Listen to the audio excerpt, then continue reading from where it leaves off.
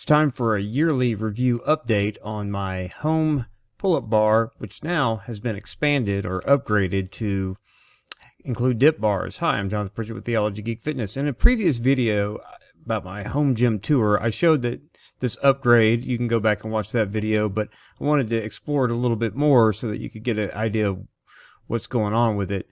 So the pull-up bar is essentially the same. It's got the, the pull-up bar, though I added a 1-inch bar higher now. It's got the bar on the bottom that I can use for attaching bands and things like that, or to do push-ups. It's got 3 ring hooks on one of the poles, and then it's got another ring hook on the inside of one of the poles so that I can attach a second pulley there. And then it also has the bar that goes down the other pole of the pull-up bar. And you can attach all kinds of resistance bands to that too. So it's pretty functional as it was, but I decided to go ahead and include dip bars. And the reason why I wanted that is because I really love to do dips. Even though I love to do ring dips as well, I did want to add just some bars there. And you can do all sorts of things like body weight rows and things like that with them as well. Austrian pull-ups, whatever.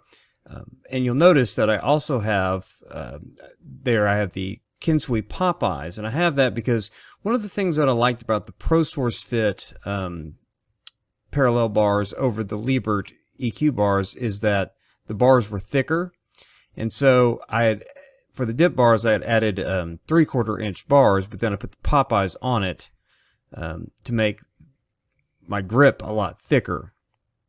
So I just like it like that. And then with doing bodyweight rows, I use the 360 grip from Kinsui so that I can get lower when I'm doing the rows instead of trying to get as high, if I'm just grabbing the bars directly, because I like those dip bars up higher anyway. So I just use those grips to get a steeper angle when I'm doing my bodyweight rows off of the dip bars. And then, of course, you can do tricep exercises. You can even do some bicep exercises and things like that. So it's basically the same, except I added the dip bars to add some variety to it.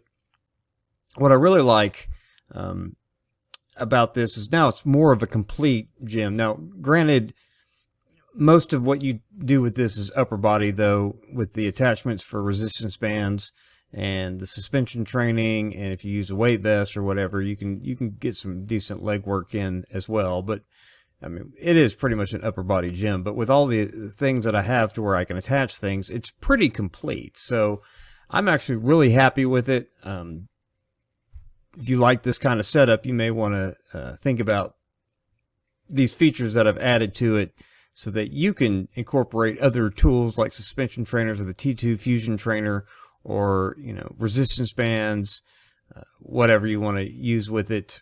And it's pretty self-contained, pretty complete. I don't know, other than the plyo box that I want to add to it eventually. I do have a plyo box, as you've seen in previous videos, but I want to add on the end of the dip bars where I can adjust the height of it.